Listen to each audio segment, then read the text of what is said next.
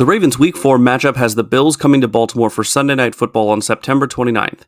This is going to be a tough matchup for the Ravens, as the Bills have started the season red hot with a 3-0 record and Josh Allen looking like an early MVP candidate.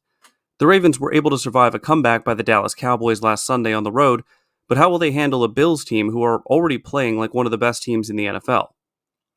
The Bills are the number one scoring offense in the league, and over the last two games, they've outscored their opponents 78-20. With Baltimore struggling to keep its head above water in a competitive AFC, a win against the Bills at home would be a huge momentum boost for this team. With the improvements we've seen from this Ravens offense and defense since Week 1, I have a lot of confidence this Ravens team will be a much bigger challenge than this Bills team has faced so far this year.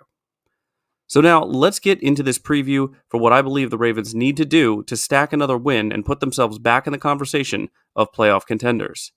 Let's get to it.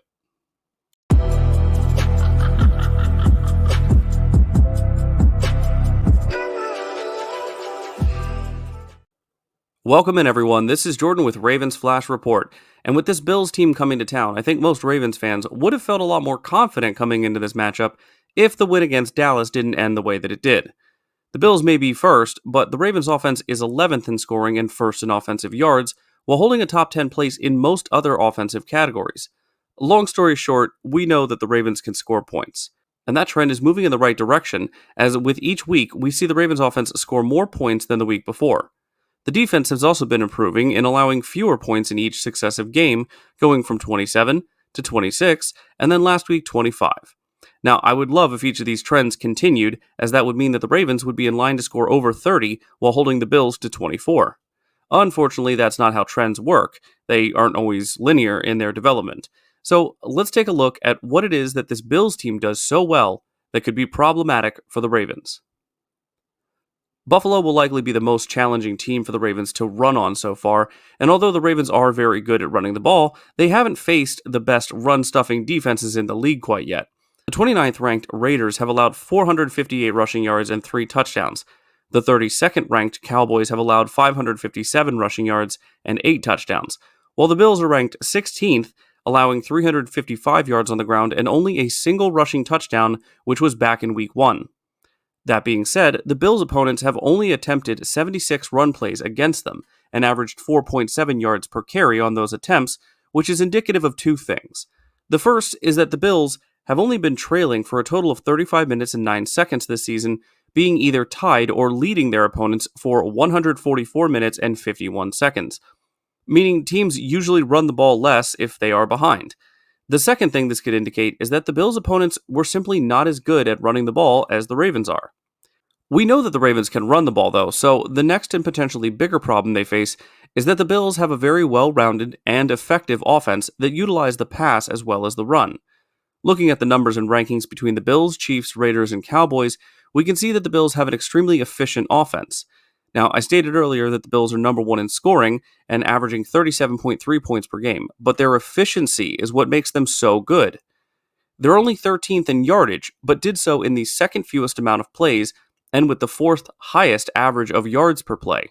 Their passing game shows them as having attempted the fourth fewest passes and completing the ninth fewest, as well as being middle of the pack in yardage at 14th, yet they're second overall in passing touchdowns with 7.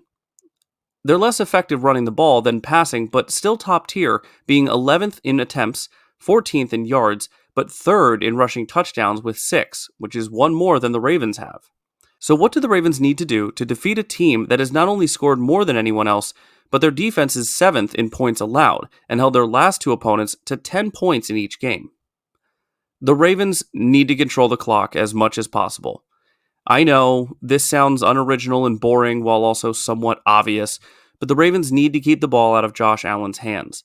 The Bills have fewer pass attempts than the Ravens and 54 fewer passing yards, but they have 4 more touchdowns and no interceptions. If the Ravens want to keep the advantage in their favor for this game, they need to have long drives that end not just in points, but touchdowns. I don't want to be a downer here or seem like I don't believe in this Ravens team, but if this game turns into a shootout, the Ravens offense as well as the Ravens defense would most likely struggle to keep up with Allen and the Bills with how they're playing at this point in the season. Another important area that the Ravens will need to clean up for this game is the penalties, which we all know have been a huge problem for us. The Bills have had 16 penalties called and accepted against them for a total of 117 yards, which rewarded their opponents with only 3 first downs as a result, while their opponents had 19 penalties called on them for 126 yards and 6 first downs awarded to the Bills. The Ravens are in the opposite direction, as they have had 31 penalties called against them for 278 total yards and giving their opponents 11 first downs, while only having 15 penalties called against their opponents, resulting in 104 yards and only 3 first downs awarded to the Ravens. So, as promised earlier, there are several reasons that this Ravens team, despite all the stats I just mentioned, have a fighter's chance to come out of this game with a win. The first reason goes back to what I mentioned earlier about the Ravens controlling the time of possession. And with Derrick Henry cracking his first 100-plus yard game last week, and the coaching staff seeing his production increasing along with his workload, I wouldn't be surprised to see another heavy dose of Derrick Henry against the Bills. Another reason I think the Ravens can pull this one out is the fact that their offense has been getting better with each game, and I'm not only talking about the points they've scored.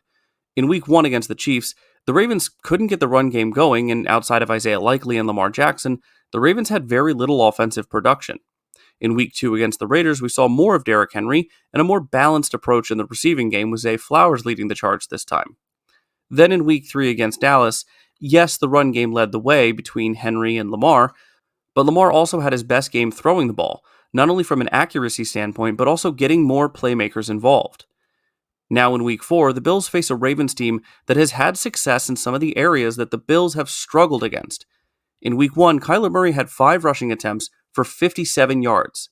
Against the Dolphins in Week 2, Devon Achane was everywhere for the Dolphins, whether he was running the ball or catching passes, something both Henry and Justice Hill do quite well.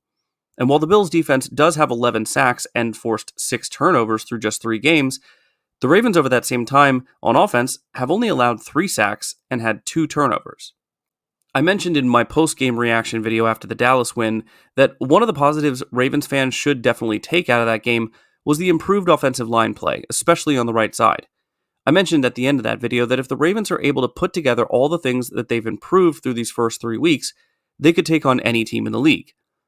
Well, this Bills team is just about the best team the Ravens could face right now, so I guess we'll have to see if the Ravens can put it all together. Now, before the season started, I put out a video talking about a Raven in each position group I believed had the biggest potential impact on how high this team's ceiling could be in this year. Some of these players have already had significant impacts. Trenton Simpson, Travis Jones, Isaiah Likely, Ronnie Stanley, but now I'd like to add one other element to that equation: the coaches.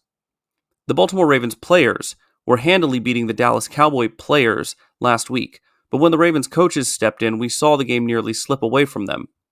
Now, just like the players, the coaches have had improvements through these 3 weeks. For example, last week, Harbaugh didn't make a stupid challenge. They also seem to have figured out how to use Lamar and Derrick together in this offense. If I were to ask the coaches to make one improvement this week against the Bills, it would be for them to cut the break lines on this team and no longer hamstring either side of the ball. If these improvements can be made by the players and the coaches, there's absolutely no reason to think that the Ravens can't win this game. The Ravens offense doesn't have just one receiving threat for this Bills defense to lock down, and I've already mentioned that the Bills had a bit of a hard time with the tandem of Kyler Murray and James Conner. I'm not really a betting man, but if I had to pick who the better quarterback-running back duo between Murray and Conner versus Jackson and Henry, let's just say I'd feel comfortable putting my money on the latter. This Ravens defense also deserves a significant amount of praise despite what 19 unanswered points in the fourth quarter might look like. The biggest thing the Ravens defense and defensive coordinator Zachary Orr need to ensure doesn't happen against the Bills is allowing Josh Allen to take advantage of mismatches over the middle of the field against our linebackers. Both Marlon Humphrey and Brandon Stevens have massively improved their gameplay since Week 1. Last week, both Humphrey and Stevens were targeted a combined 12 times and allowed just 6 receptions for a total of 59 yards. Both also had their lowest quarterback rating against them of the season, Stevens with a 65.1 and Humphrey with a 62.5. Basically, what I'm saying is I know Josh Allen has only been sacked twice and hasn't thrown a pick yet this season, but I think both of those stats change after this game. With my score prediction from last week being the closest I've had yet, I'm excited to see if I, like the Ravens, improve each week. Like I said at the beginning, I believe this Bills team is the toughest one that the Ravens have faced so far, but I still believe that this team has all the parts it needs to make a Super Bowl push. That's why for this game, I have the Ravens winning 31-24. If you guys like this game preview breakdown, go ahead and hit that like button. If you're new around here, welcome. Go ahead and subscribe. And whether you're a Bills fan or a Ravens fan or any other fan, put your final score prediction in the comment section down below. As always, guys, stay safe out there and go Ravens.